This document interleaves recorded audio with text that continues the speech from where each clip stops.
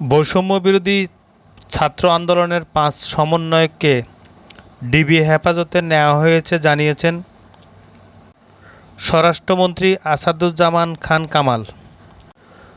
তিনি আরও জানান, সমন্বয়কদের পরিবার থেকে নিরাপত্তার কথা জানানো হয়েছে আমাদেরকে, তাই আমরা নিরাপত্তার স্বার্থে ৫ সমন্বয়ককে আমাদের হেফাজতে নিয়ে এসেছি।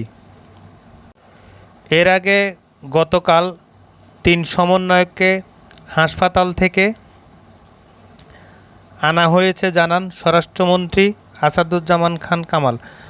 পরে গতকাল রাতে আরও ২ সমন্বয়ককে, মোট ৫ জনকে ডিবির হেফাজতে রাখা হয়েছে।